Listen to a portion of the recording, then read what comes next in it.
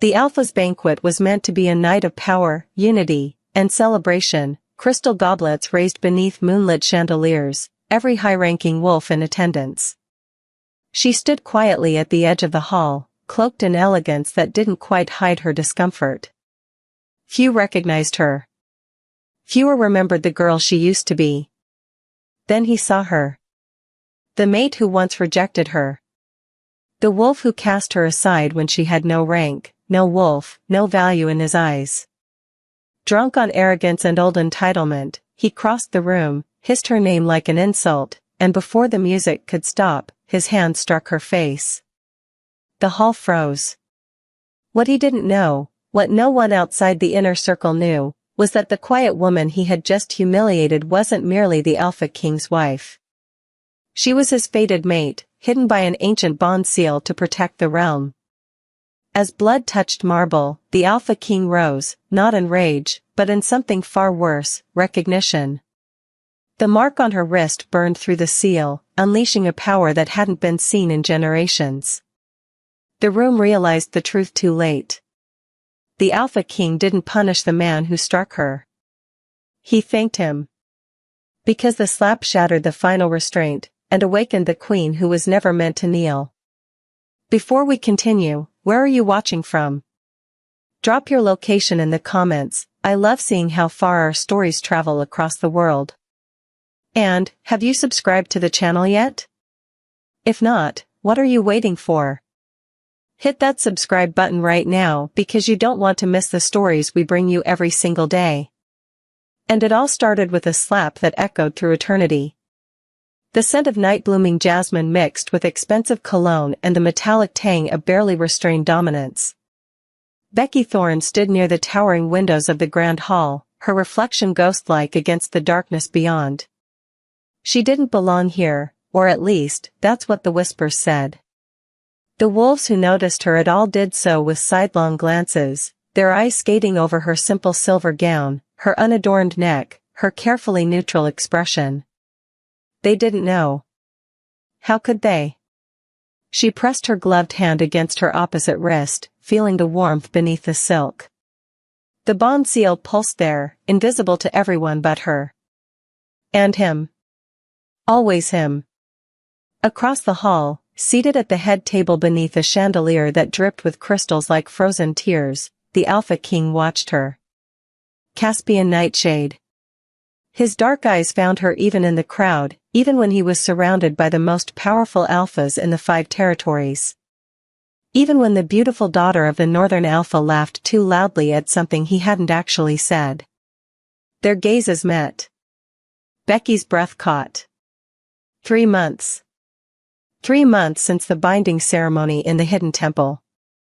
3 months since he'd knelt before her and whispered words that changed everything. You were always meant to be mine.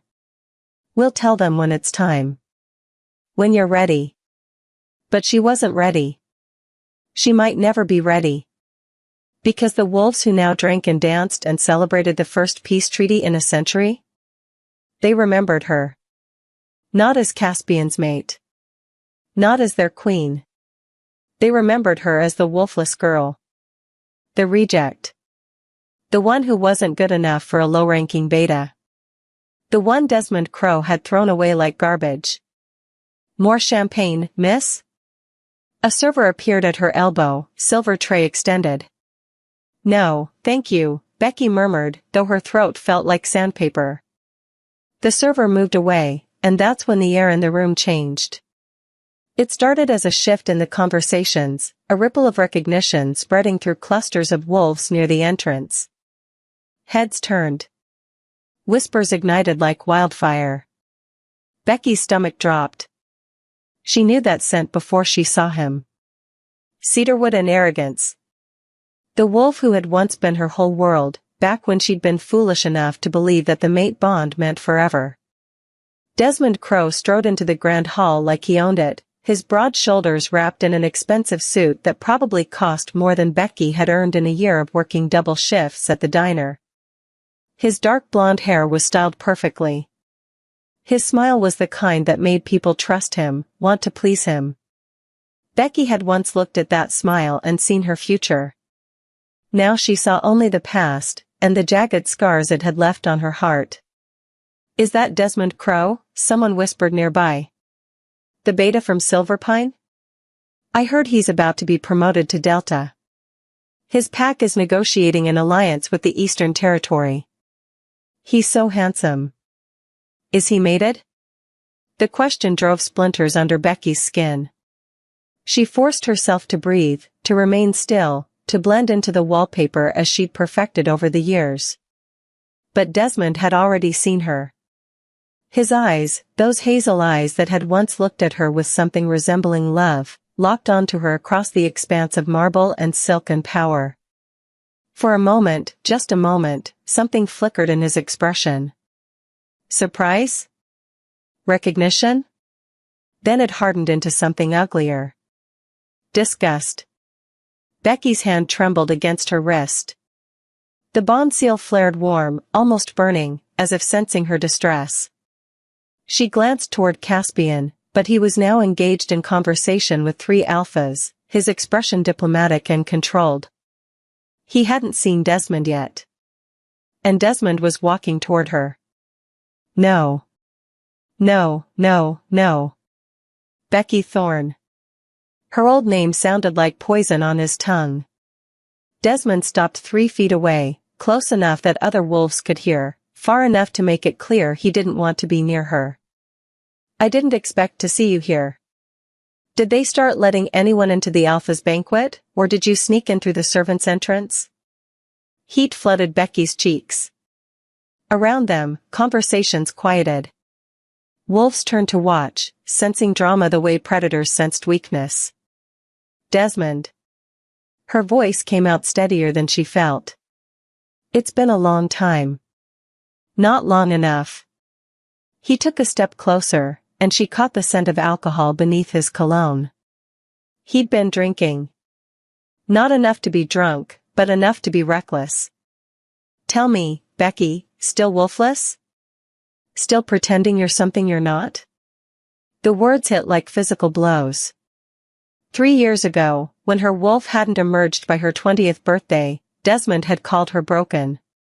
Defective. He'd rejected their mate bond in front of his entire pack, declaring that he refused to be shackled to a human pretending to be wolf. She'd begged him.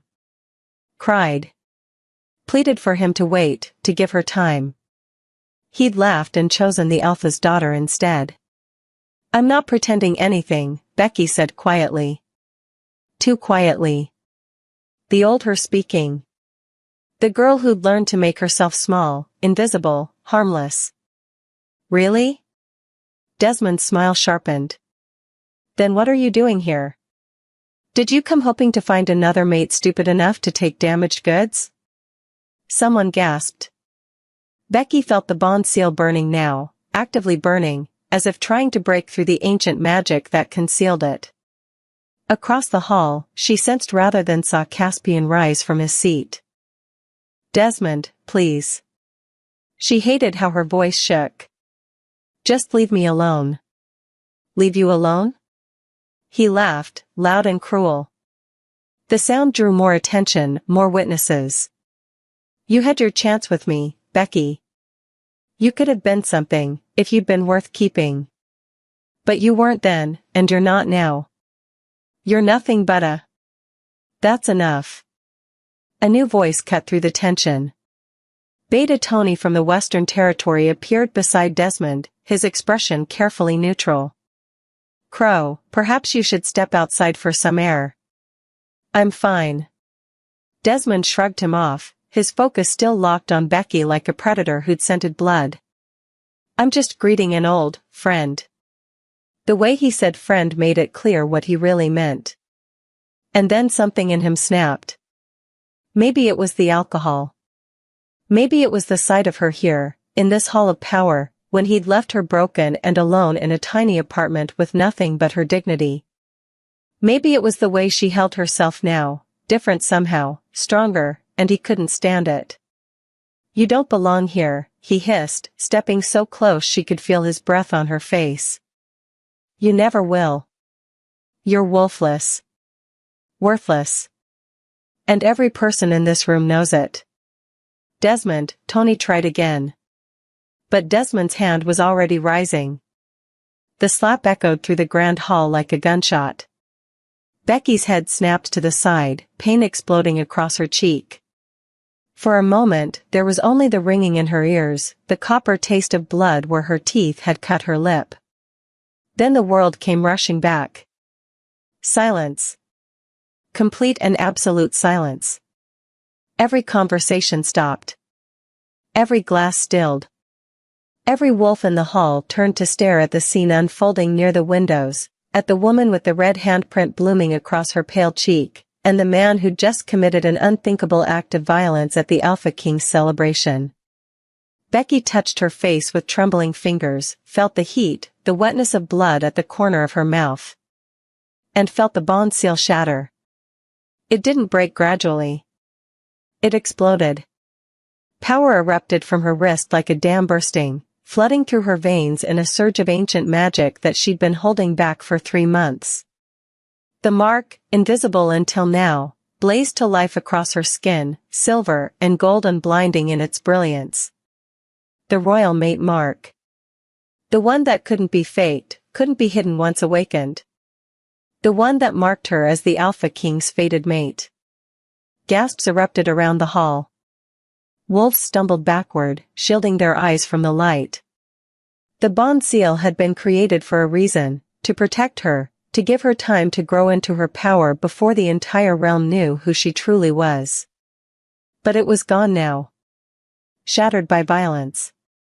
And across the hall, the Alpha King's aura exploded outward like a supernova.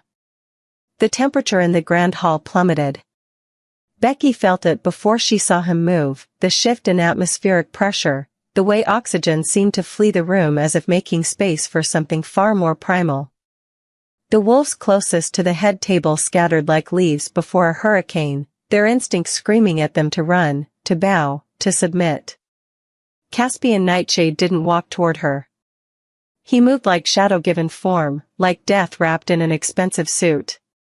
His aura, normally controlled to a mere whisper of power even among other alphas, now filled the hall with suffocating dominance.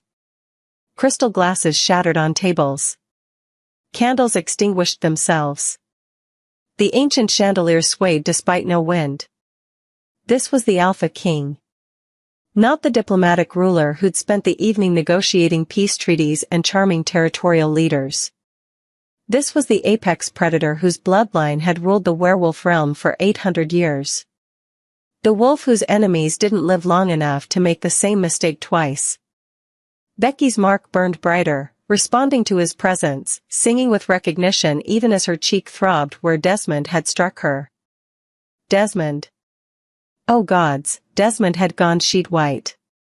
He stumbled backward, nearly tripping over his own feet as realization crashed over him like ice water.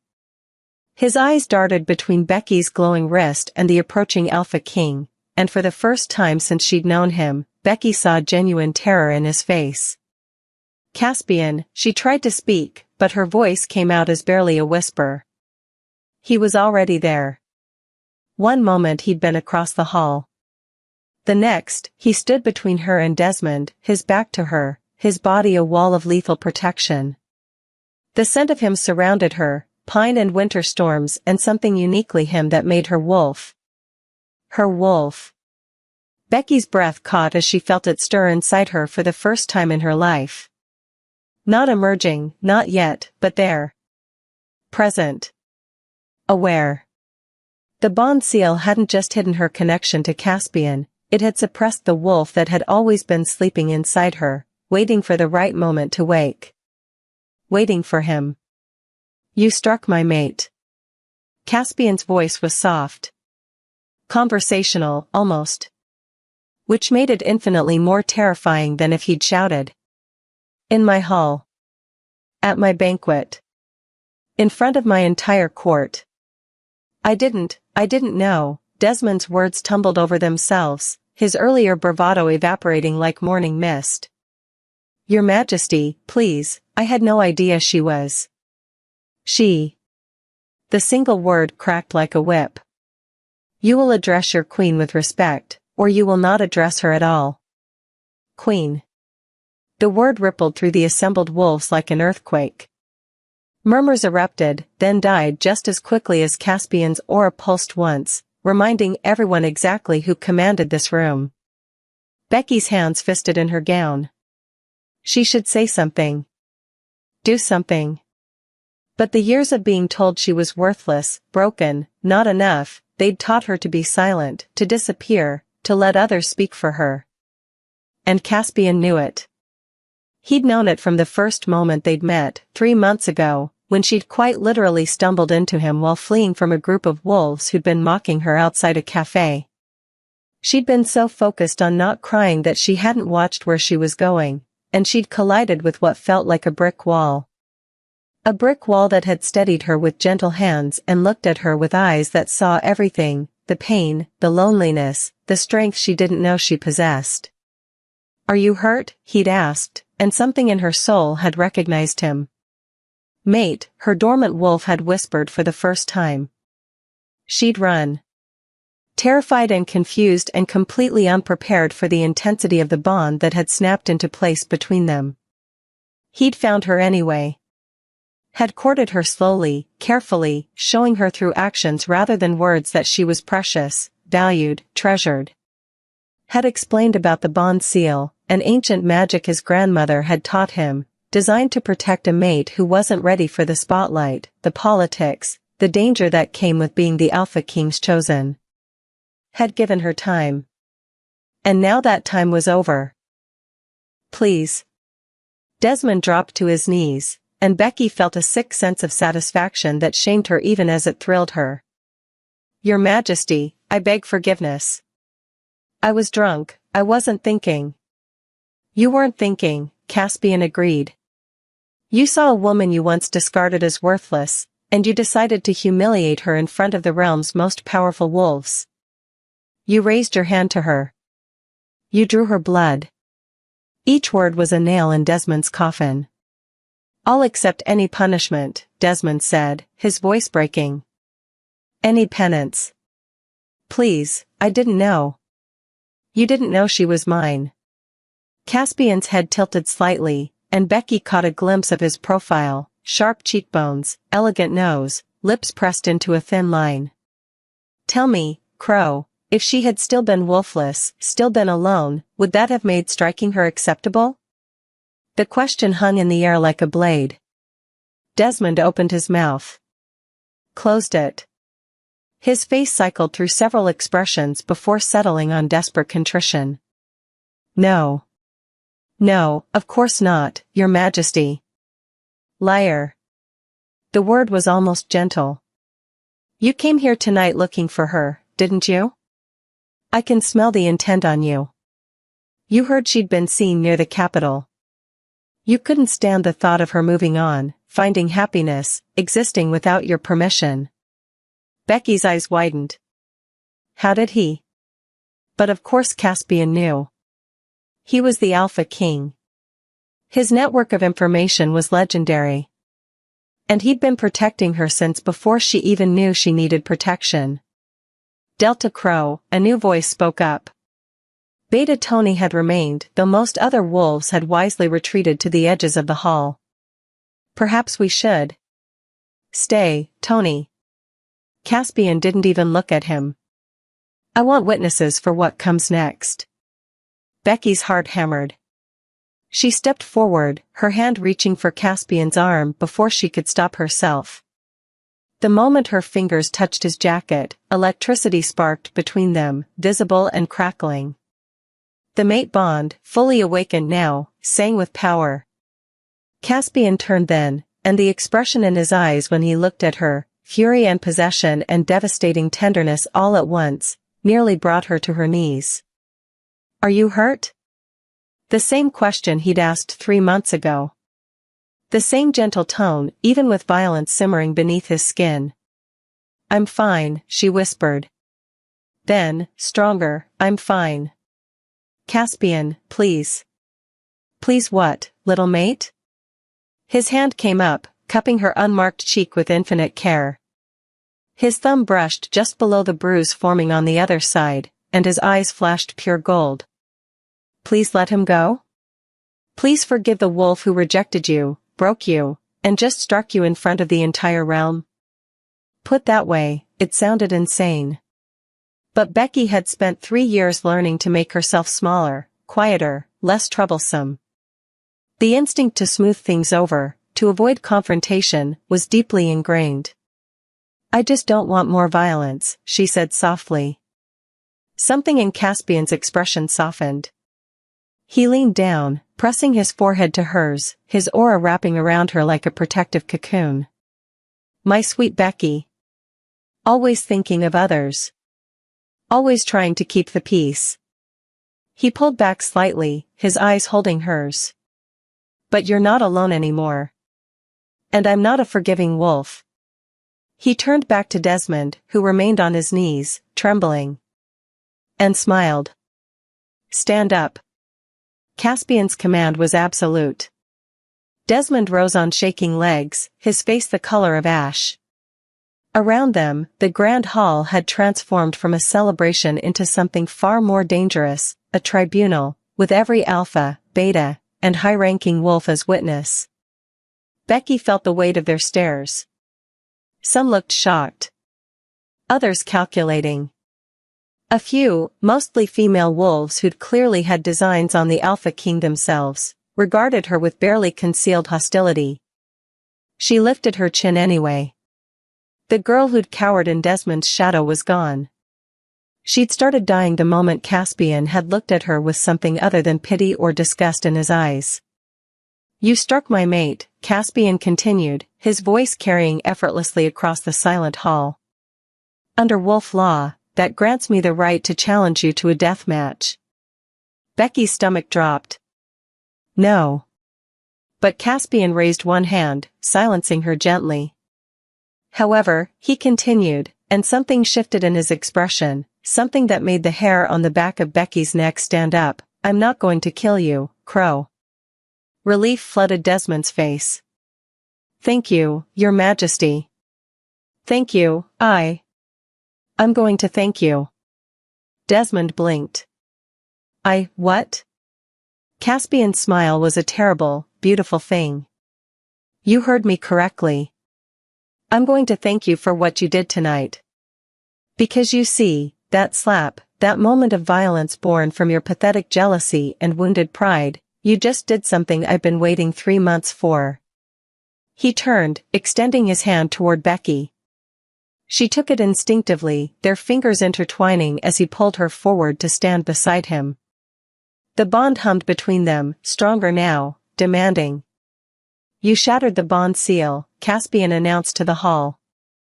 Ancient magic designed to protect a mate who wasn't ready to be revealed. It could only be broken by an act of violence against her, or by her own choice. I was prepared to wait years if necessary. To let my mate grow into her power privately, safely, away from the politics and danger of court life. His grip on Becky's hand tightened, reassuring. But you couldn't leave her alone, could you, Crow? You had to seek her out. Had to remind her, and yourself, of the mate bond you so proudly rejected 3 years ago. Desmond's face cycled through confusion, realization, and then pure horror as understanding dawned. The bond you rejected, Caspian said softly, dangerously, was with my fated mate. The queen of the werewolf realm. And in your infinite wisdom, you declared her worthless. Broken. Not good enough for a mere beta. Gasps erupted throughout the hall. Wolves who'd remained silent now whispered frantically among themselves. The political implications were staggering. Desmond had rejected the Alpha King's fated mate, had deemed her beneath him. The insult to Caspian's bloodline was catastrophic. I didn't know, Desmond whispered, but there was no strength left in his voice. How could I have known? You couldn't have, Caspian agreed. But that's precisely the point, isn't it? You judged her worth based on whether she could give you status, power, a wolf to strengthen your bloodline. You never once looked at who she truly was. He pulled Becky closer, his arm sliding around her waist. She fit against him perfectly, like two pieces of a puzzle she hadn't known was incomplete. So thank you, Crow. Thank you for being exactly as shallow and cruel as I knew you were. Thank you for striking her tonight and forcing the reveal I'd been dreading, because it means I no longer have to hide what she is to me. Caspian's aura pulsed once, powerful and claiming. Becky Thorne is my fated mate. My queen. And as of tonight, every wolf in this realm will know it. The hall erupted. Some wolves dropped to their knees immediately, heads bowed in respect to their newly revealed queen. Others stood frozen, recalculating alliances and political strategies in real time. The Northern Alpha's daughter, the one who'd been laughing too loudly at Caspian's side earlier, looked like she wanted to sink through the floor. But Becky barely noticed any of it. Because something was happening inside her. The wolf that had stirred when the bond seal shattered was now pushing toward the surface, no longer suppressed by ancient magic. She could feel it, wild and powerful, and hers, rising like a tide. Caspian, she gasped, clutching his jacket. Something's. I can feel. His eyes widened with understanding and fierce joy. Your wolf. Gods, Becky, your wolf is coming. Here? Now? Panic threaded through her voice. She'd waited 23 years for this. Had been told it would never happen. And now, in front of hundreds of witnesses, with her face still throbbing from Desmond's slap. Breathe, Caspian murmured, turning her to face him fully, blocking her from the crowd's view with his body. I've got you. I'll always have you. The wolf surged. Becky cried out as power flooded her system, not painful, but overwhelming. Her vision sharpened. Her senses exploded. She could smell everything: fear, excitement, jealousy, awe. Could hear heartbeats like drums, whispers like shouts. Could feel the earth beneath the marble floors, ancient and alive. And then she heard it. Her wolf's voice, clear and strong and magnificent: mate. Protect. Claim. That's it, Caspian encouraged, his hand steady on her shoulders. Let her rise. Let them all see what you truly are. Silver light erupted from Becky's skin, different from the gold on silver of the mate mark. This was pure lunar power, ancient as the moon itself.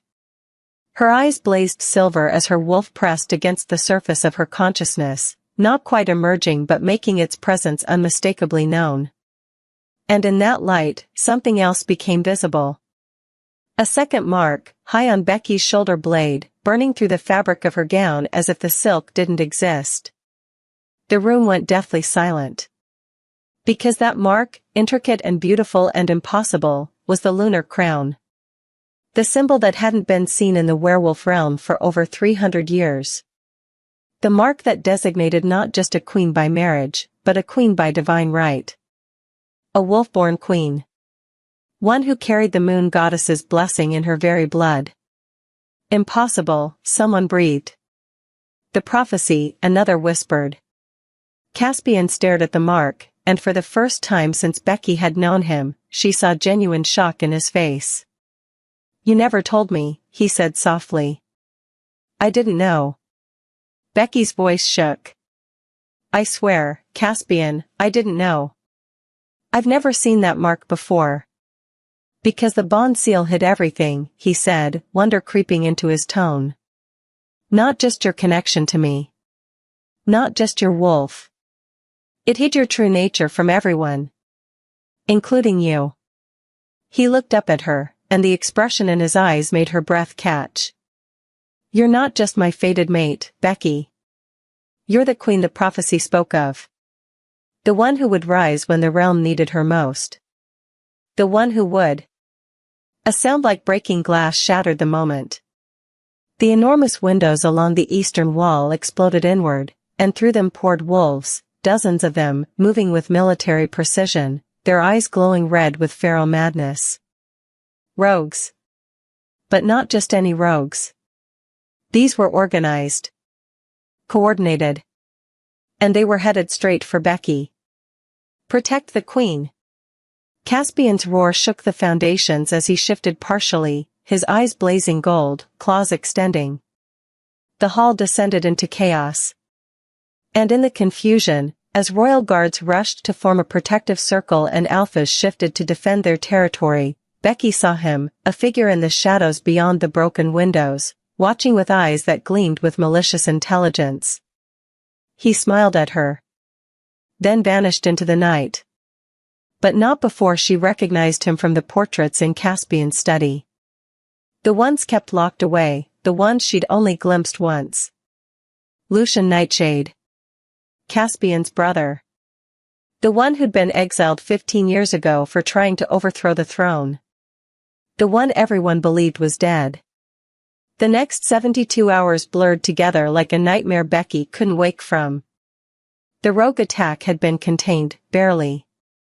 5 wolves dead, 12 injured, and the grand hall looked like a war zone with shattered windows, blood-stained marble, and scorch marks where fire-wielding wolves had fought back the intruders. But the rogues had achieved their goal. They'd seen her. Seen the lunar crown mark blazing on her shoulder. Seen the Alpha King's mate revealed to the realm.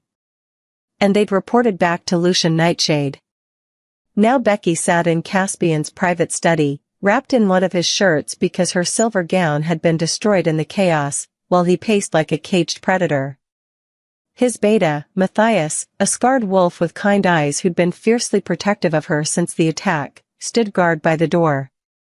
"We need to move her to the northern fortress," Matthias said, not for the first time. "It's the most defensible position we have." "No." Caspian's voice was flat. "Final. I'm not hiding her away like she's some fragile thing that needs to be locked in a tower.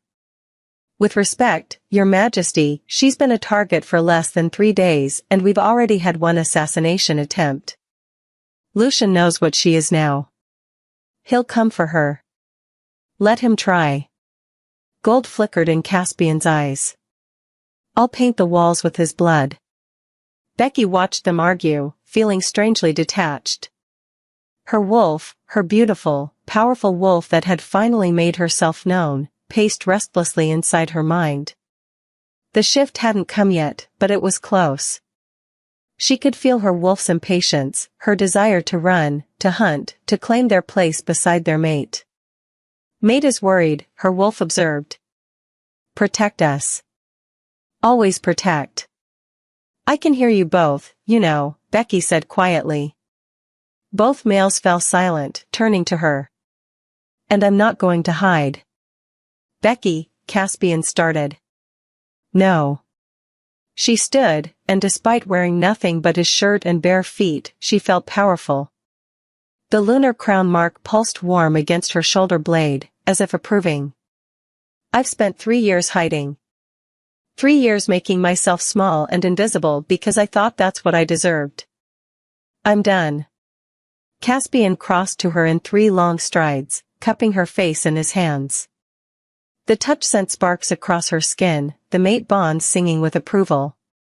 "You're brave, little mate. Braver than any wolf I've known. But bravery and foolishness are separated by a very thin line. Then teach me."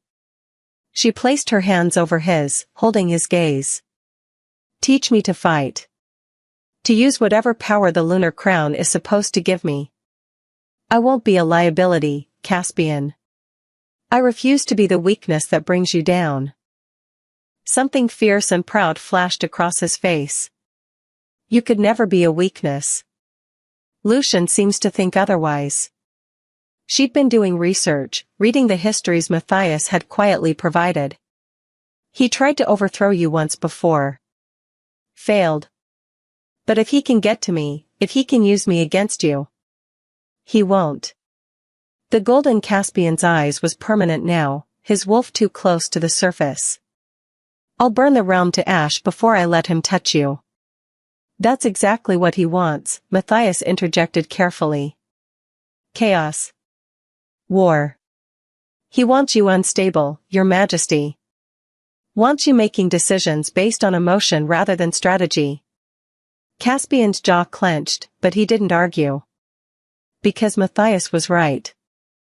A knock at the door made all three of them tense. Matthias opened it to reveal a female wolf Becky had seen at the banquet, tall, elegant, with silver-streaked black hair and eyes like chips of ice. "Lady Zara," Matthias said, bowing slightly. "The king isn't receiving. The king will want to hear this." Zara's gaze fixed on Becky, assessing and sharp. "May I enter?" Caspian nodded once, and Zara glided into the room with the grace of someone who'd spent centuries navigating court politics. Because she had, Zara was over 400 years old, one of the few ancient wolves still living, and Caspian's former mentor. "The lunar crown," Zara said without preamble, gesturing to Becky. "Do you know what it means, child? That I'm apparently connected to some prophecy everyone knows but me?" Becky tried not to sound bitter and failed. Zara's lips twitched. "Accurate, if incomplete.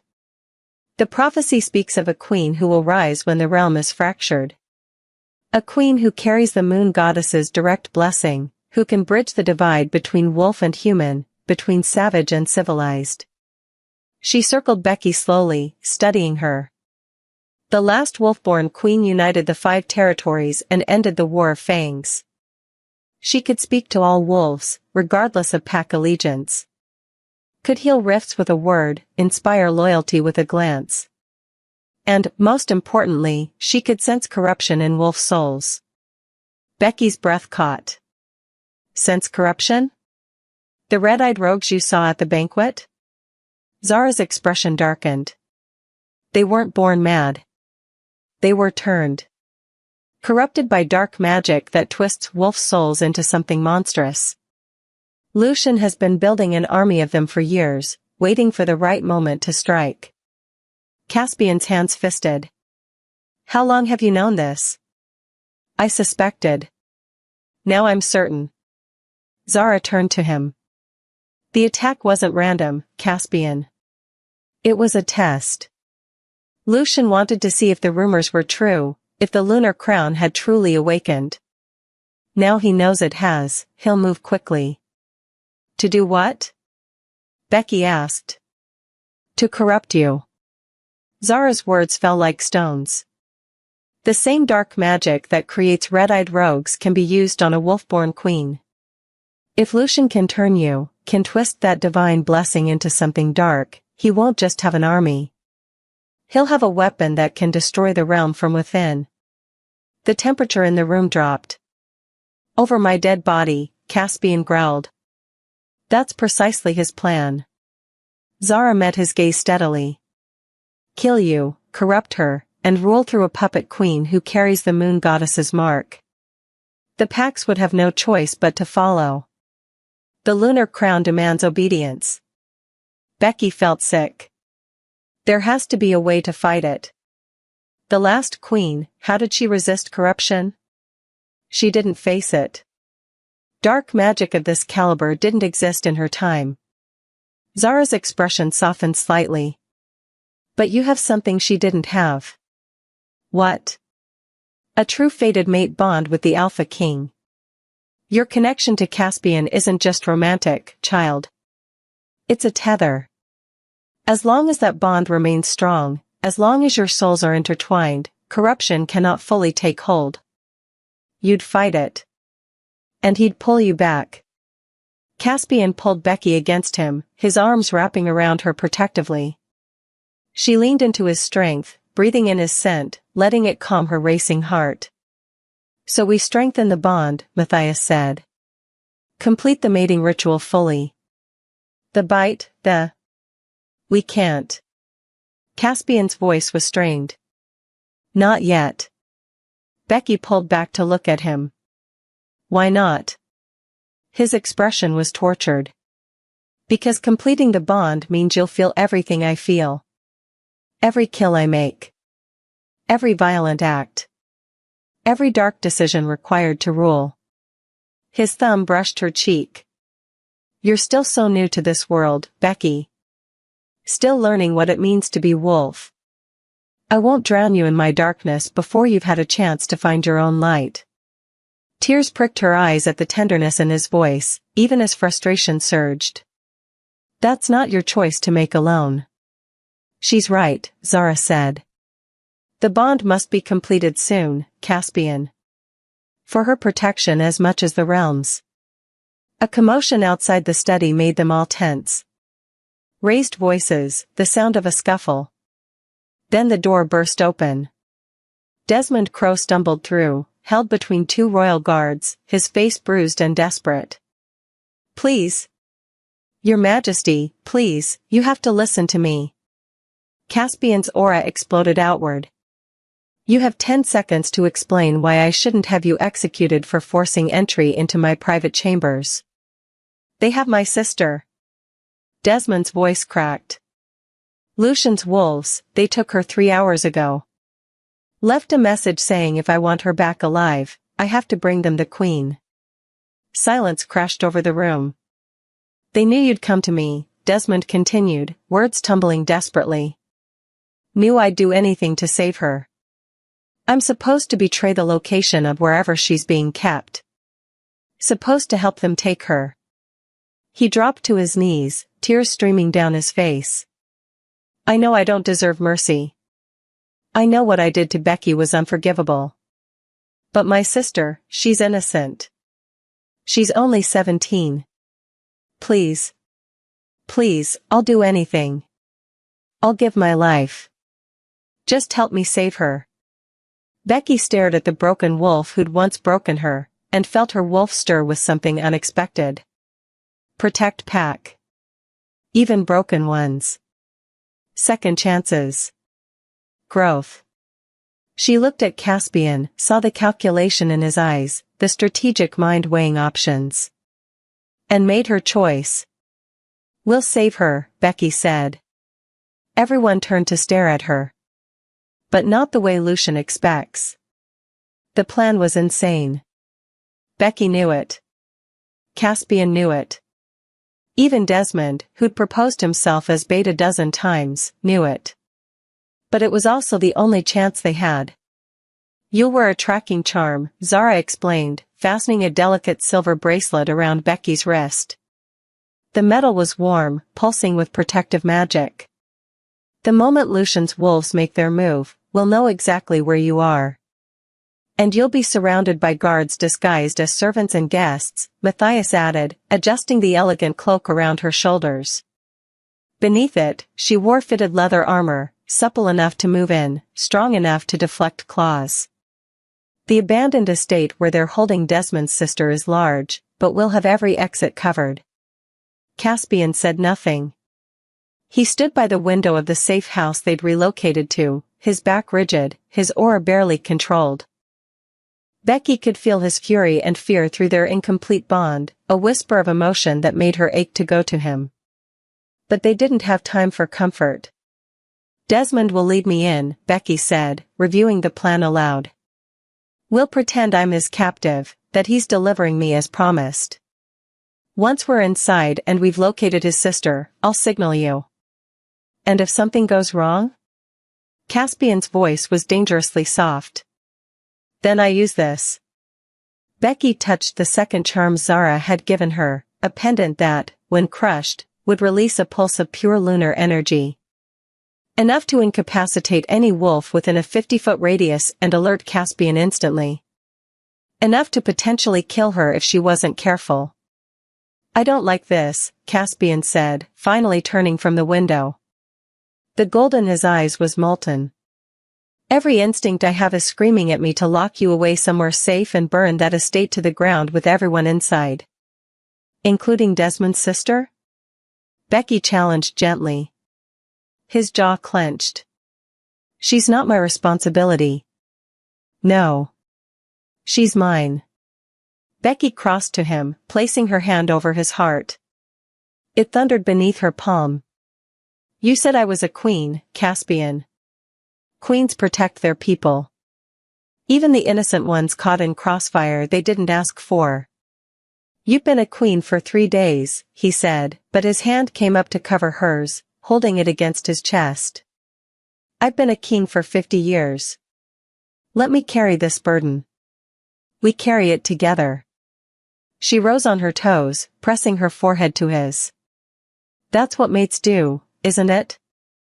His arms came around her, crushing her against him with desperate strength. If anything happens to you? It won't. She hoped she sounded more confident than she felt. You'll be there. You'll always be there. He pulled back just enough to capture her lips with his, a kiss that tasted of promises and possession and barely leashed violence.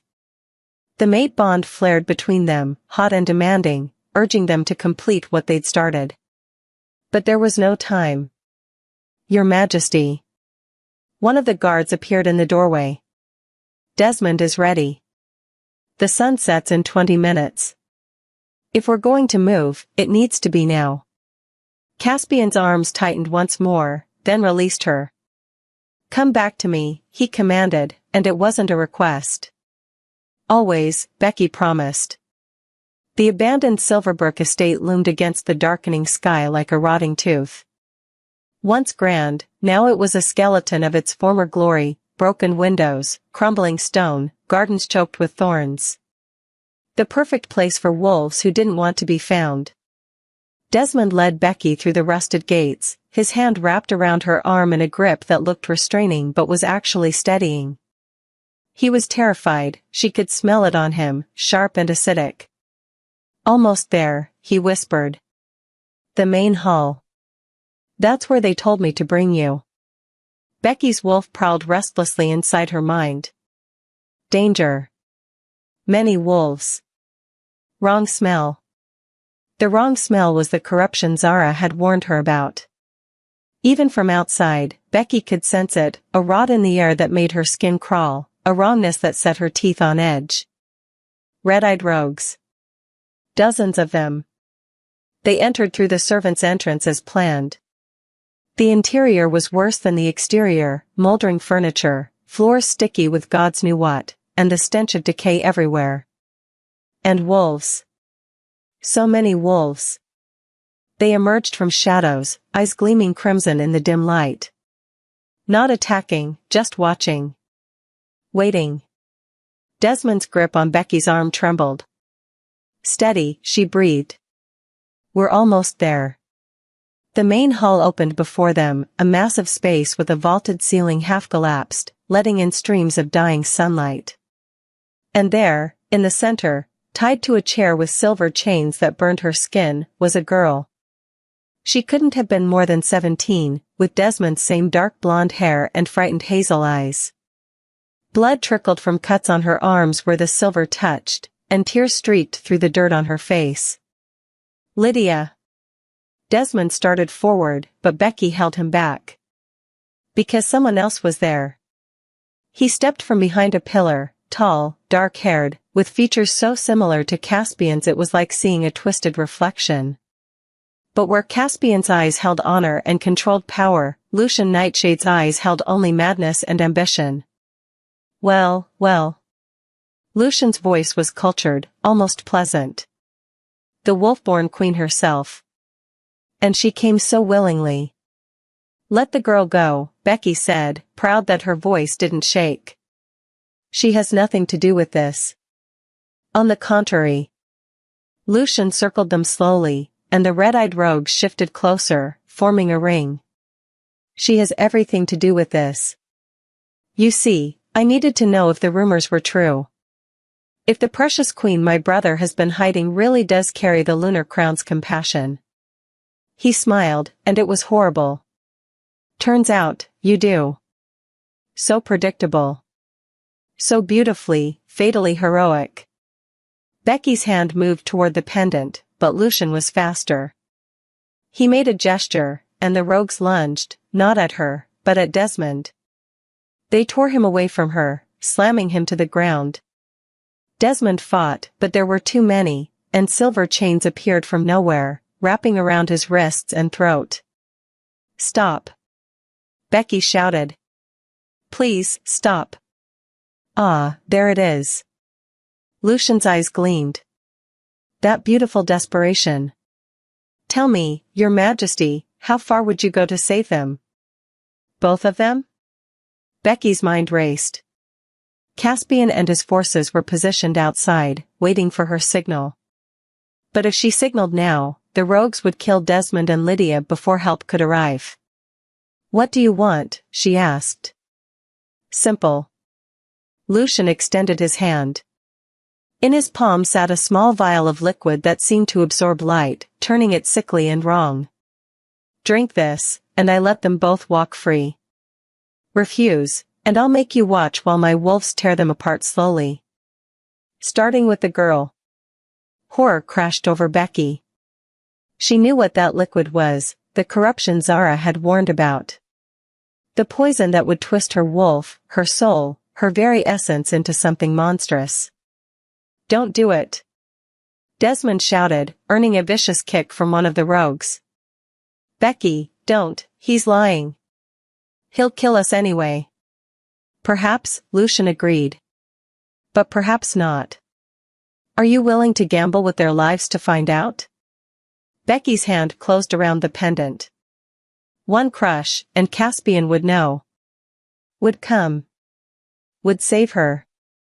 But Desmond and Lydia would die. She looked at the girl, 17 years old, crying, bleeding, innocent. She looked at Desmond, broken and terrified, but begging her with his eyes not to sacrifice herself. And she thought about what Caspian had said. "You're brave, little mate. Braver than any wolf I've known." She thought about the mate bond connecting her to him, the tether Zara had promised would pull her back from darkness. She made her choice. "Let them go first," Becky said. "Unchain them. Let them walk out of here. Then I'll drink it." Lucian's eyebrows rose. "You don't trust me?" "Not even slightly." She lifted her chin. "But you want me corrupted, not dead. Which means you need me to take that poison willingly. So let them go, or I'll crush this pendant and your entire plan falls apart when the Alpha King arrives with his army." For a long moment, Lucian studied her. Then he laughed, a sound like breaking glass. "My dear brother found himself quite the queen." He gestured, and the rogues released Desmond and Lydia, dragging them toward the door. "Go. Run. Tell the Alpha King his mate chose to save you."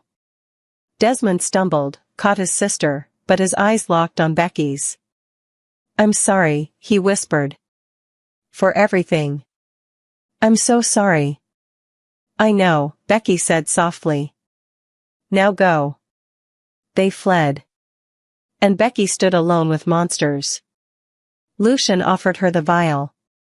"Your turn, Your Majesty." Becky took it with steady hands. The liquid inside writhed like it was alive, sensing her, hungry for her. She brought it to her lips. And as the first drop touched her tongue, burning like acid and ice and wrongness, she crushed the pendant with her other hand. The pulse of lunar energy exploded outward. And in the distance, she felt Caspian's roar of rage and recognition shake the very earth. "I'm sorry," she thought at him through their bond. "But some things are worth the risk." Then the corruption hit her system, and Becky knew nothing but pain. Not the sharp, clean pain of a wound or the dull ache of bruises. This was something infinitely worse, a poison that seeped into every cell, every fiber of her being, turning light into shadow, hope into despair. Becky collapsed to her knees, the empty vial shattering on the floor beside her. The corruption spread through her veins like ink in water, staining everything it touched. Her wolf howled inside her mind, not in fury, but in agony, fighting against the darkness trying to consume them both. No. Mate. Need mate. But Caspian wasn't here yet. Couldn't be here yet. The estate was miles from where they'd staged, and even running at full speed, it would take precious minutes for him to arrive. Minutes Becky didn't have. "Magnificent," Lucian breathed, circling her fallen form like a predator admiring wounded prey. "I can see it working already. Your eyes, they're starting to change. That beautiful silver turning crimson at the edges." "Go to hell," Becky gasped, clutching at her chest where it felt like her heart was being squeezed in a vice. "I've been there, sweet queen. It's where my dear brother sent me 15 years ago." Lucian crouched beside her, gripping her chin and forcing her to look at him. "Do you know what it's like to be exiled? To be cast out by your own blood, told you're not worthy of the throne that should have been yours by right?" His eyes, the same shape as Caspian's but filled with such hatred, bored into hers. "I was the eldest. I should have ruled. But our father chose Caspian. The honorable son. The just son." He spat the words like curses. "So I did what I had to do. I sought power elsewhere. Found it in the old magic, the forbidden paths. And now, with you, with a corrupted wolf-born queen at my side, I'll take back everything that was stolen from me." Becky tried to pull away, but her body wouldn't obey. The corruption was spreading faster now, wrapping around her wolf, her soul, squeezing tight. "Fight." Her wolf snarled. "Mate is coming. Hold on." "The bond," Becky whispered, grasping at the one thing Zara had promised would save her. She reached for it, that golden thread connecting her to Caspian, and found it still there, still strong, pulsing with his approach. He was close. So close. But would he be close enough? Ah yes, the mate bond. Lucian's smile was cruel. "Zara told you it would protect you, didn't she? That your connection to Caspian would pull you back from the darkness?" He leaned in, his breath hot against her ear. She lied. Terror spiked through Becky's chest. "What? The bond can save you, that part is true. But only if it's completed. Only if you've been fully claimed, marked, mated in every way." Lucian's laugh was vicious. "And my sentimental fool of a brother refused to complete the bond, didn't he? Wanted to protect you from his darkness. Wanted to give you time." He stood, towering over her. "That hesitation just killed you." "No. No, no, no." Becky's vision blurred, red creeping in from the edges. Her wolf's howls grew weaker, more desperate. The lunar crown mark on her shoulder blade, that beautiful symbol of divine blessing, began to burn, but not with holy light. With corruption. "Stop fighting," Lucian crooned. "It hurts less if you surrender. Let the darkness in, Becky. Let it reshape you into what you were always meant to be. My queen. My weapon. My revenge." "Never," Becky thought fiercely, even as her strength faded. "I'll die before I let you use me against him." "Oh, you won't die." Lucian's eyes gleamed. "That's the beauty of it. You'll live. You'll walk and talk and seem almost yourself. But inside? Inside, you'll be mine. And when I command you to drive a blade through my brother's heart, you'll do it. You'll watch the light die in his eyes, and you'll smile." Becky screamed, rage and denial and heartbreak pouring out of her. And then he was there. The wall exploded inward in a shower of stone and dust, and Caspian came through it like a force of nature. He was fully shifted, a massive wolf the color of midnight, eyes blazing pure gold, power radiating from him in waves that made the red-eyed rogues whimper and scatter. "Mine." The command was mental and absolute, crashing through the estate like thunder. He shifted back to human form in mid-stride, not caring about his nakedness, caring only about reaching her.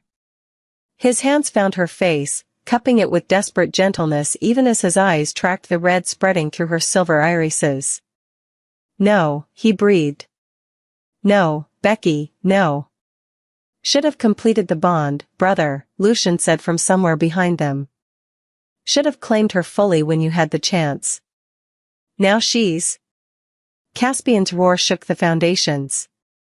He rose, spinning to face his brother, and the murder in his eyes was absolute. "I'll tear you apart. Piece by piece. I'll make it last days. You'll do nothing." Lucian gestured, and the remaining rogues closed in, 24 of them, red eyes glowing, corrupted beyond salvation. Because if you kill me, you'll never know the antidote. Yes, there is one. Did I forget to mention that? Caspian froze. Oh, I'm not completely heartless. Lucian's smile was poison. The corruption can be reversed. But only with a very specific ritual, using ingredients I've spent years collecting. Kill me, and that knowledge dies too. Save me, serve me, give me the throne, and I'll cure your precious mate. Behind him, Becky felt her consciousness fracturing. The corruption had spread too far, infected too deep. Her wolf was weakening, the light inside her dimming. And the worst part, the most horrible part, was that she could feel it changing her thoughts. Making her look at Caspian and see not her mate, but a target. An obstacle.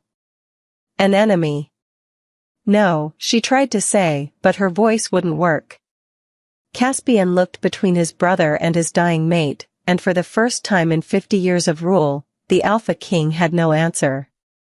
Matthias burst through the ruined wall, followed by royal guards and Zara. They took in the scene, Becky corrupted and fading, Lucian surrounded by rogues, Caspian paralyzed between impossible choices. The ritual, Zara said urgently, her ancient eyes assessing Becky's condition. He's telling the truth. I can sense the components he's used. Without his knowledge, we'll never. Then we take him alive, Matthias growled. Try it, Lucian challenged. My rogues have orders. The moment I fall, they kill themselves. And with them dies any chance of extracting the information from their minds. A trap. A perfect, horrible trap. Becky's vision went fully red. Her wolf gave one last, desperate howl, and then fell silent. She looked up at Caspian through corrupted eyes, and felt her lips curve into a smile that wasn't hers. Hello, mate, she said, and her voice was wrong, layered with darkness. Miss me? Caspian's face shattered. And in that moment, seeing her mate's heart break, feeling the corruption settle into her bones like it belonged there, knowing she was lost and might never be found again, Becky understood true despair. She was still conscious. Still aware. Still herself in some deep, buried part of her soul. But she was trapped in her own body, a prisoner watching through corrupted eyes as darkness puppeted her flesh. And there was nothing she could do to stop it. Lucian's laughter echoed through the ruined hall. Now then, brother. Shall we discuss terms of your surrender? I'm thinking of public execution. Very symbolic. The old king kneeling before the new. And his lovely queen can be the one to swing the blade. Becky's corrupted body stood, moving with a grace that wasn't hers. Deep inside, where the last spark of her true self remained, she screamed. But no one could hear her. No one except little mate. Caspian's voice, soft and broken, reached her through the bond that was still there, still fighting. I will find you. In the darkness, in the depths, in hell itself. I will find you and bring you home. Do you hear me? Hold on. Please, hold on. Becky clung to his voice like a lifeline. And in the deepest part of her soul, where corruption hadn't quite reached, where the lunar crown still burned with the faintest light, she held on. 3 days. 3 days of captivity in Lucian's stronghold, a fortress carved into the Blackridge Mountains where no light reached and no hope survived. 3 days of watching through corrupted eyes as her body obeyed commands that made her sick with horror. But Becky was still there. Still fighting. The corruption hadn't consumed her completely, and she was beginning to understand why. Deep in the prison of her own mind, in that tiny space where her true self remained, the lunar crown mark pulsed with stubborn, defiant light. You cannot be broken, a voice whispered, ancient, feminine, powerful. You were chosen for this. Blessed for this. The darkness fears you, daughter.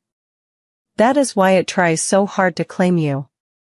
The moon goddess herself, speaking through the mark. I'm not strong enough, Becky thought desperately. I can't fight it alone. You are never alone. And she felt it, the bond to Caspian, thinner than a spider's silk but still there, still connecting them. He was close. Had been close for 3 days, she realized. Never leaving, never surrendering, even as Lucian paraded her corrupted form before him like a trophy. Even as Lucian forced her to say horrible things in Caspian's presence, used her voice to mock their love, their bond, their future together. But Caspian never looked away. Never stopped reaching for her through that fragile connection, whispering promises and devotion and unshakable faith. I know you're in there. I feel you fighting. My brave, beautiful mate. Hold on just a little longer. Now, in the throne room Lucian had claimed, decorated with the skulls of wolves he'd killed and symbols of dark magic that made Becky's skin crawl, she stood beside him like a perfect, corrupted queen while he outlined his plans. Tomorrow, Lucian announced to his gathered followers, we march on the capital. With the wolf-born queen at my side, the Pax will have no choice but to submit. Those who resist will be corrupted or killed. Red-eyed rogues snarled their approval. And my dear brother? Lucian smiled, gesturing to the cells below where Caspian was being held. He'll watch it all happen. Watch his mate, his realm, his entire legacy crumble. And then, only then, will I grant him the mercy of death. Inside her prison, Becky raged. But her corrupted body simply smiled and nodded. What about the antidote? One of Lucian's lieutenants asked. You promised. I lied.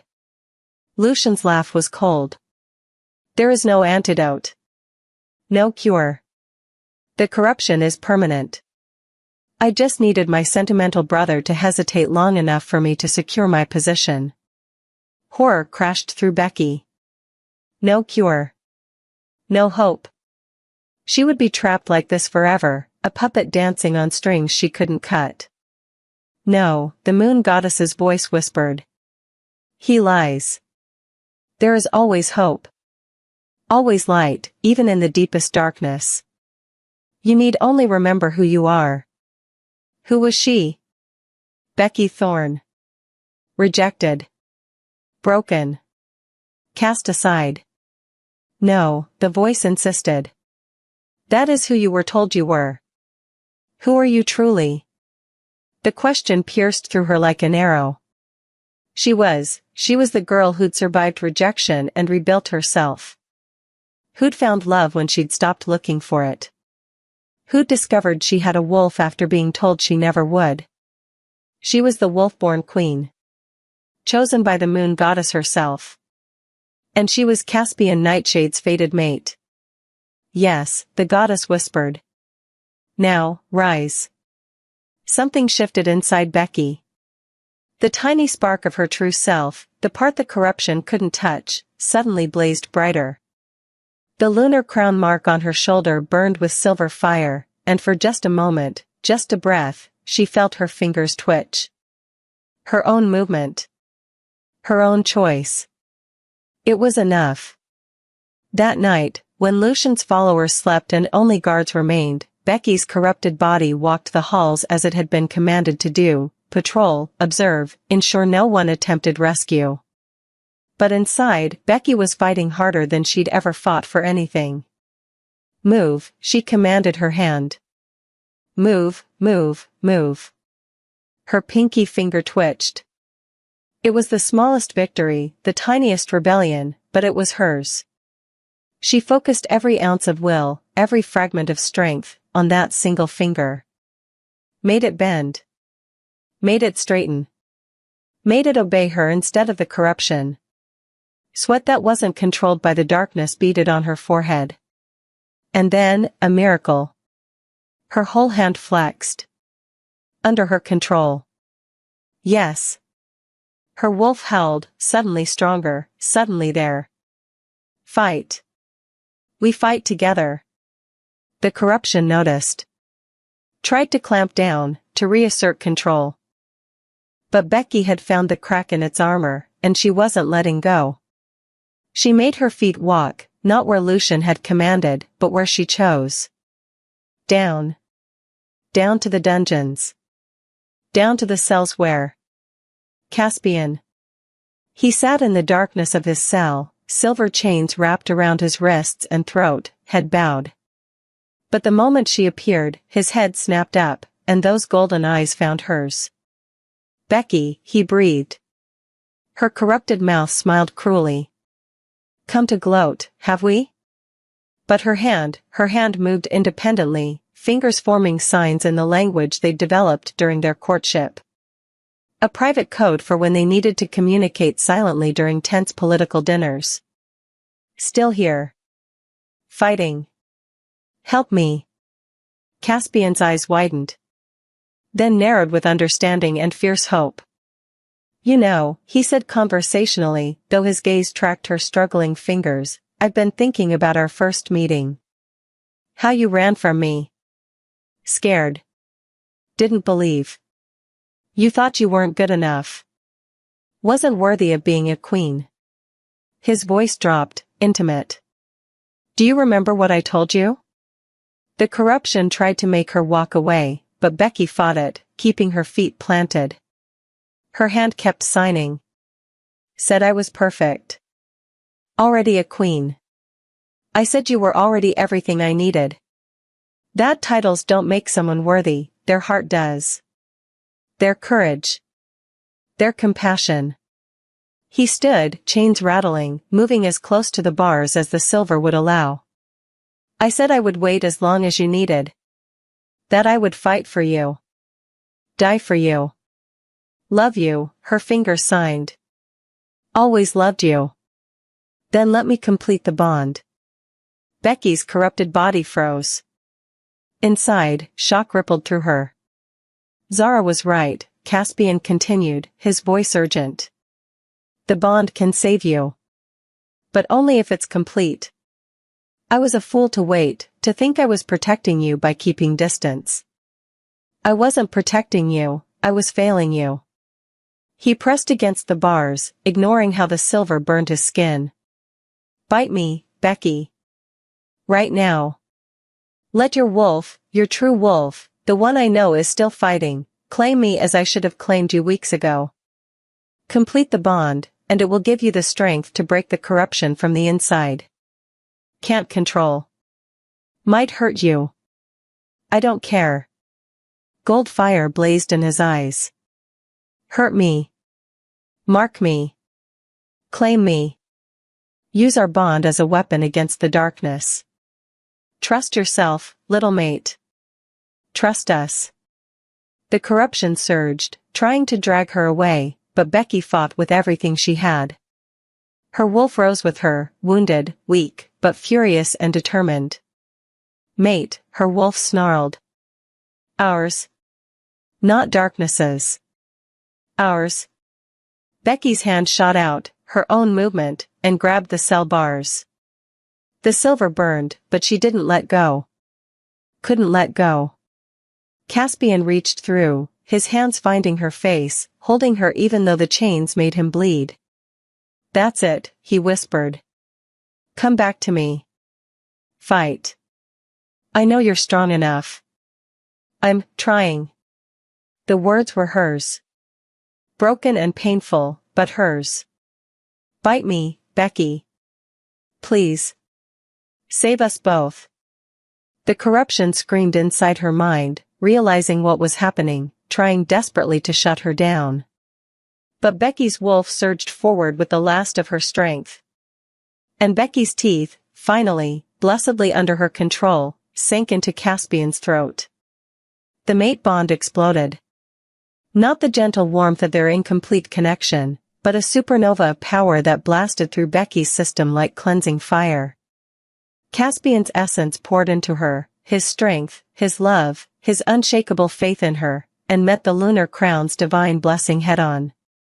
Silver and gold light erupted from Becky's body, so bright it illuminated the entire dungeon. The corruption shrieked, writhing, trying to hold on. But it couldn't. Not against this. Not against a bond forged by fate and sealed in blood and backed by the moon goddess herself. The red in Becky's eyes burned away, replaced by pure, blazing silver. Her wolf rose fully for the first time, massive and powerful and absolutely magnificent. And Becky, finally, completely herself again, threw her head back and held. The sound shattered every silver chain in the dungeon. Caspian shifted instantly, his own wolf emerging in a surge of midnight fur and golden eyes. They stood together, Alpha King and Wolfborn Queen, and the earth trembled beneath them. Above, alarms began to wail. Now what? Becky asked, her voice her own again, strong and clear. Caspian's wolf grinned, all teeth and violence. Now, we show my brother what happens when he threatens our mate. Our mate? Becky's wolf asked, amused despite everything. You're mine. I'm yours. We're ours. His certainty was absolute. And anyone who tries to take what's ours. Together, their voices merged through the bond. The fortress erupted into chaos.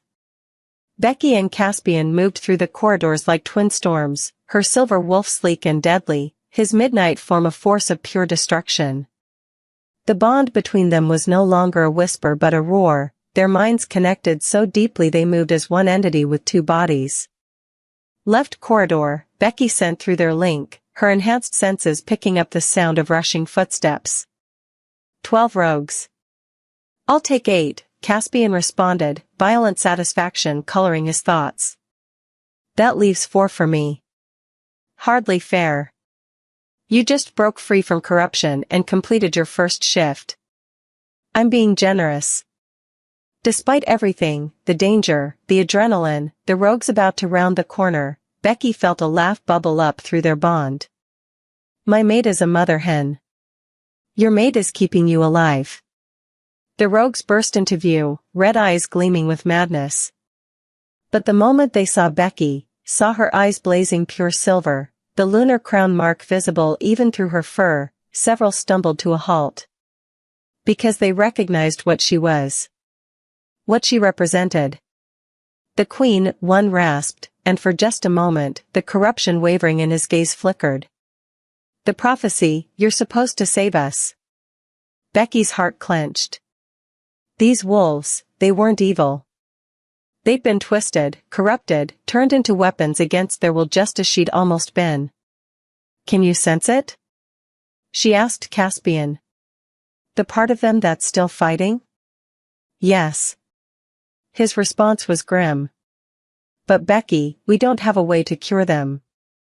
If we hesitate, the lunar crown can heal corruption. The moon goddess's voice whispered through Becky's mind. That is why Lucian feared you so desperately. Not because you could be corrupted, but because you could undo everything he's built. Understanding crashed through Becky. She stepped forward, and the rogue who'd spoken dropped to his knees. Please, he begged, and his voice broke on the word. Please, I didn't want this. None of us wanted this. He forced the poison down our throats, made us into monsters. Please. Becky shifted back to human form, uncaring of her nakedness. This was more important. She placed her hand on the rogue's head, and the lunar crown mark blazed to life. Silver light poured from her palm, flooding into the corrupted wolf. He screamed, but not in pain. In relief. In recognition. As the corruption burned away like morning mist, revealing the wolf beneath. His eyes faded from red to amber. Clear and sane and free. Thank you, he sobbed. Oh gods, thank you. The other rogues watched with desperate hope. Some surged forward, begging for the same mercy. Others, too far gone, too consumed by corruption, snarled and attacked. Caspian was there instantly, protecting Becky's back while she worked. He moved with lethal efficiency, his kills clean and quick.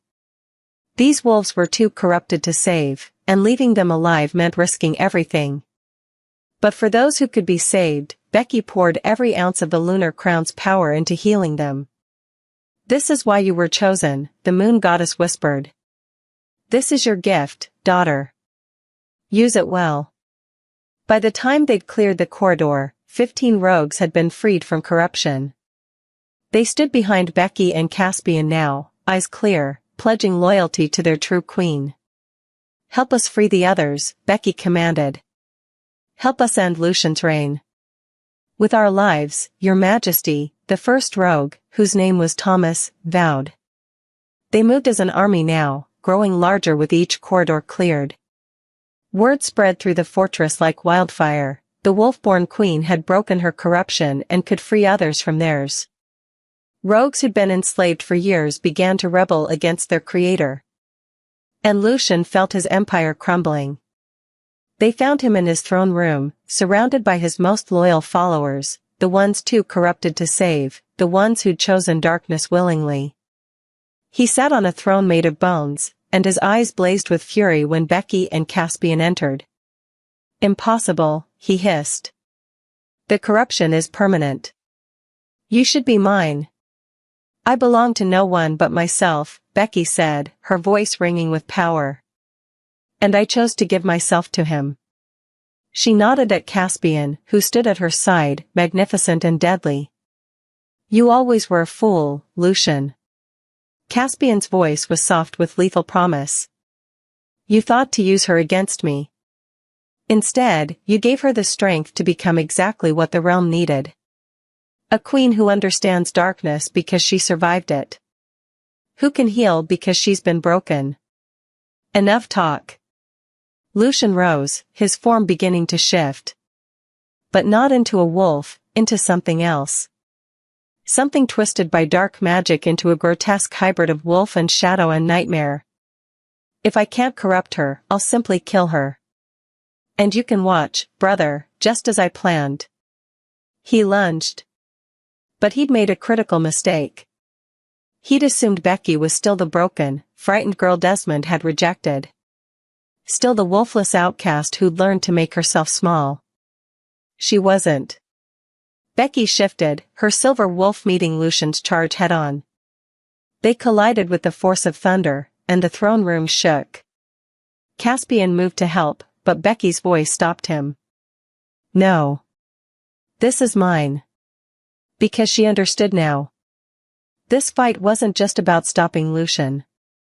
It was about proving, to herself, to the realm, to every wolf who'd ever been told they weren't enough, that strength came not from being unbreakable, but from surviving being broken. Lucian was larger, had more battle experience, had centuries of dark magic fueling him. But Becky had something he would never understand. She had love. Real, true, unconditional love that had seen her at her worst and chosen her anyway. That had given her time to heal, space to grow, and faith that she would rise. She had a mate who believed in her absolutely. And she had the moon goddess's blessing burning in her blood. When Lucian's claws raked across her side, drawing blood, Becky didn't falter. She used the momentum to spin under his guard, her teeth finding his throat. "For every wolf you corrupted," she snarled through the bond. "For every innocent you destroyed. For threatening my mate." She bit down. But instead of killing him, she released the lunar crown's power directly into his system. If it could heal corruption, could it burn it away at the source? Lucian screamed. The dark magic inside him ignited like tinder, the divine light of the lunar crown incompatible with the shadows he'd welcomed into his soul. He tried to shift, to flee, but Becky held firm. "You wanted a wolf-born queen," she told him. "You wanted to see true power. Here it is." The silver light consumed him. When it faded, Lucian lay on the floor, not dead, but broken. His dark magic burned away, his corruption purged. He was reduced to what he'd always been beneath the power, a bitter, jealous wolf who'd chosen hatred over honor. Caspian stepped forward, looking down at his brother with eyes that held no mercy, but no hatred either. Only cold justice. "The sentence for treason is death," he said quietly. But I'll give you a choice, Lucian. Die with dignity now, or live in exile with your magic stripped away, powerless and forgotten. Lucian looked up at them, at Caspian who'd always been the better brother, and at Becky who'd proven stronger than he'd ever imagined. I should have killed you both when I had the chance, he spat. You never had the chance, Becky said softly. Because we were always going to find each other. Fate made sure of it. Lucian chose exile. Caspian's guards dragged him away, and Becky knew they'd never see him again. He would live out his days powerless and alone, exactly as he'd tried to make her alive. It was a fitting end. The freed rogues filled the throne room, and one by one, they knelt before Becky and Caspian. Long live the Alpha King, Thomas said. Long live the wolf-born queen, the others echoed. And a silver light filled the fortress, burning away the last shadows of corruption. Becky finally understood what it meant to be a queen. It wasn't about power or titles or crowns. It was about choosing to stand, even when everything told you to fall. 3 months later, the realm had transformed. Becky stood on the balcony of the royal palace, watching the sun rise over the capital city.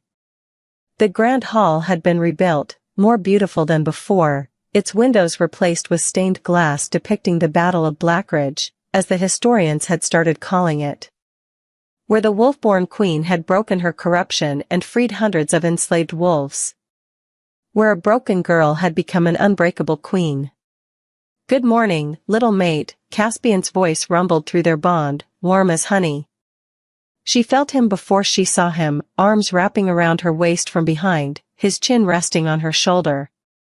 The mate bond between them was a constant presence now, complete and unshakable, filling the spaces inside her she hadn't known were empty. Couldn't sleep, he murmured against her neck. Too much excitement. She leaned back into his embrace, savoring the solid strength of him. The delegation from the Eastern Territory arrives today. And Thomas said the last of the freed rogues are ready to integrate into their chosen packs. You've done incredible work with them. Pride colored Caspian's voice. Most queens would have executed rogues on sight. You gave them their lives back. They deserved a second chance. Becky turned in his arms, looking up at the face she'd come to love more than breathing. Everyone deserves a second chance. Her thoughts drifted to Desmond. After the battle, he'd come to her, properly this time, with his sister at his side. He'd knelt before her, not as someone seeking power or status, but as a wolf who'd finally learned what truly mattered. I can't take back what I did to you, he'd said, tears streaming down his face. I can't undo the pain I caused. But I want you to know, seeing what you became, who you always were beneath what I was too blind to see, it changed me. You saved my sister when you had every right to let her die. You're a better person than I'll ever be. Becky had surprised herself by forgiving him. Not because he deserved it, but because holding on to that pain served no purpose. She'd moved beyond it, beyond him, into a future so bright it made the past look like shadow. Desmond had left the capital with Lydia, promising to do better, be better. And somehow, Becky believed he would try. You're thinking too loudly, Caspian teased, tapping her forehead gently. I can feel the wheels turning even through the bond. Sorry. She smiled. Just reflecting on how much has changed. For the better, I hope? Definitely for the better. And it was true. The realm had embraced their wolf-born queen with an enthusiasm that still surprised her. Packs from all 5 territories sent representatives to pledge loyalty. The freed rogues, nearly 300 of them, had become her most devoted followers, forming an elite guard that answered only to her. More importantly, Becky had discovered her purpose. The lunar crown wasn't just a symbol, it was a gift. She could sense corruption in wolves before it took hold, could heal rifts between packs with a word, could bring peace to conflicts that had raged for decades. She'd also discovered she could shift into something beyond a normal wolf. When her power was fully unleashed, her wolf form glowed with silver light, eyes blazing like miniature moons. The moon goddess's blessing made her a beacon of hope for every wolf who'd ever felt broken or lost. Just as she'd once been. "The coronation is in 2 weeks, Caspian said, brushing a strand of hair from her face. "Are you ready? To be officially crowned queen in front of the entire realm?" Becky's stomach fluttered. "Absolutely terrified." "You'll be magnificent." He kissed her forehead, her nose, her lips, soft and sweet and full of promise. "You already are." Flatterer. Truth-teller. His eyes gleamed with mischief. "Besides, I have it on good authority that a certain wolf-born queen has been practicing her coronation speech for weeks." "Matthias told you?" Becky groaned. "That traitor. He's concerned you're going to memorize it so thoroughly you'll sound robotic." His words, not mine. "I'm going to demote him." "You can't demote my beta." "Watch me." They dissolved into laughter, and Becky marveled at how easy this was. How natural. She'd spent so long believing she wasn't worthy of love that she'd forgotten what it felt like to simply be happy. To be home.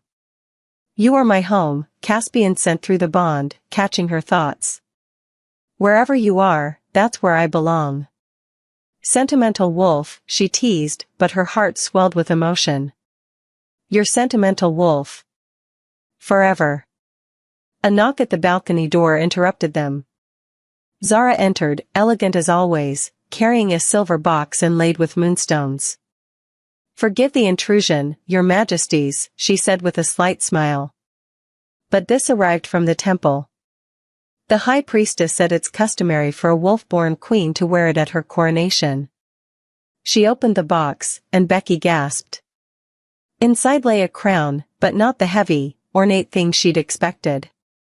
This was delicate, beautiful, woven from silver that seemed to glow with inner light. Moonstones studded the band, and the design mimicked wolf fur and moonbeams intertwined. "It's perfect," Becky breathed. "It belonged to the last wolf-born queen," Zara explained. "Kept safe in the temple for over 300 years, waiting for the next one to claim it. The high priestess said the moment you broke your corruption, the crown began to glow. It knew its queen had finally arrived." Caspian lifted the crown from the box, and Becky felt the power in it, not dark or corrupting, but pure and ancient. A legacy passed down through generations. "May I?" he asked softly. Becky knelt, and Caspian placed the crown on her head. The moment it touched her, warmth spread through her, and the lunar crown mark on her shoulder blade blazed bright. A perfect fit. A perfect match. When she stood, Zara's eyes were wet with tears. "You look exactly as she did. Strong. Beautiful. Unbreakable." "I'm very breakable," Becky corrected gently. "I've been broken before. But that's what makes me strong, knowing I can survive it and still choose to rise." "Wise words, Your Majesty." Zara bowed deeply. "The realm is blessed to have you." After she left, Caspian pulled Becky close again, and they stood together watching the sun climb higher, painting the sky in shades of gold and pink. "Do you ever regret it?" Becky asked quietly. "That I'm not traditional? That I came to you broken and uncertain and—" "Stop." Caspian turned her to face him, his expression fierce. "You came to me perfect. Exactly as you were supposed to be. And if I could go back to that moment when you stumbled into me outside that cafe, knowing everything that would happen, the pain, the fear, the corruption, all of it, I would still choose you. Every single time." Becky's eyes filled with tears. "Even knowing I'd be rejected by Desmond? That I'd have no wolf, no pack, nothing to offer you? You offered me everything that mattered. Your heart. Your trust. Your incredible, unbreakable spirit." He cupped her face in his hands. "You're my fated mate, Becky. The other half of my soul. There's no version of reality where I don't choose you." She kissed him then, pouring every ounce of love and gratitude and joy into it. The bond between them flared brilliant and warm, a connection that would last lifetimes. When they finally pulled apart, Caspian rested his forehead against hers. "Ready to face the day, my queen? With you beside me?" Becky smiled, fierce and bright and full of hope. "I'm ready for anything." Hand in hand, the Alpha King and his wolf-born queen walked back into the palace, where their court awaited. Where challenges and politics and the weight of the crown would demand their attention. But none of it mattered as much as this: they had each other. And together, they were unstoppable. 1 year later, Becky stood in the same grand hall where Desmond had slapped her, where everything had changed.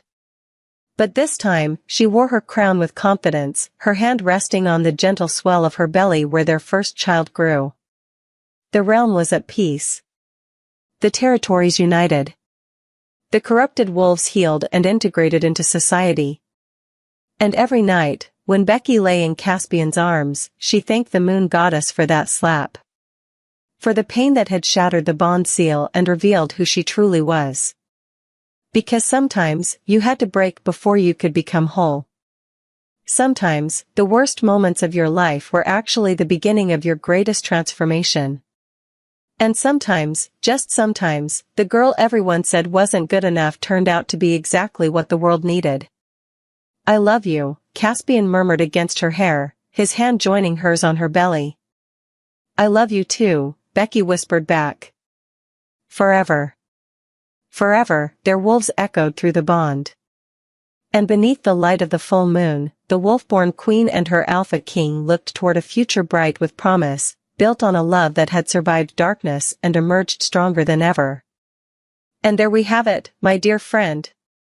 The complete journey of Becky and Caspian, from broken and rejected to powerful and united. A story of second chances, unbreakable love, and the strength that comes from surviving darkness. I hope you enjoyed this emotional roller coaster as much as I enjoyed creating it for you. Thank you for trusting me with your story. Until the next tale, may your path be lit by moonlight.